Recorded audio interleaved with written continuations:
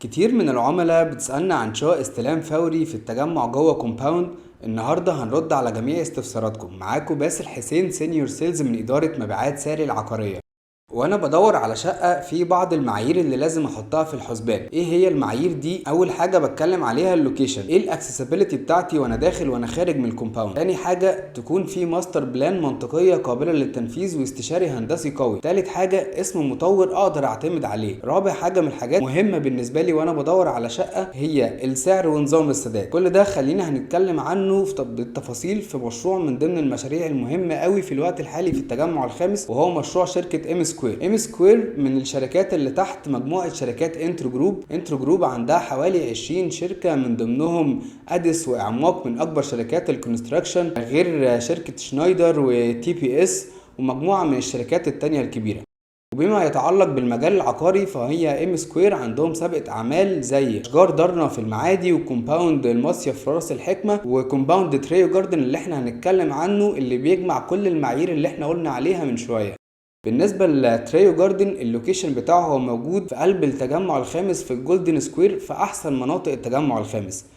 اللوكيشن ده اللي بيميزه ان هو كل اللي فيه بيج نيمز، فهو جنبه على طول كومباوند بالم هيلز وماونتن فيو. المشروع ده يعتبر على ربوة عالية، بنتكلم في 330 متر ارتفاع فوق سطح البحر، وده هيخلي المشروع عندي كله بحري واخد فيوز حلوة قوي. تاني حاجة نقدر نتكلم عليها ايه؟ الاونر بتاع المشروع هو ممدوح عباس. المشروع ده لو احنا بنتكلم بشكل عام هو 36 فدان. ال 36 فدان دول مبني على 25% منهم فقط، وباقي المساحات كلها لاندسكيب ووتر فيتشر وجرينري اريا. في ايه تاني فاسيلتيز عندي وخدمات جوه الكومباوند؟ عندي كلاب هاوس، عندي كوميرشال ستريب مول بعرض الكومباوند كله، عندي ميديكال سنتر، عندي 2 جامع جوه الكومباوند. بالنسبه للمساحات عندي هي بتستارت من كام؟ بتستارت معايا من اول 135 متر، ودي بتوفر لي بتبقى 2 بيدروم. ممكن لو عايز بدور على حاجه 3 بيدروم عندي 145 متر، ده غير التاون والتوين والستاند الون اللي موجودين جوه المشروع. المشروع ده هو مبني على 3 مراحل.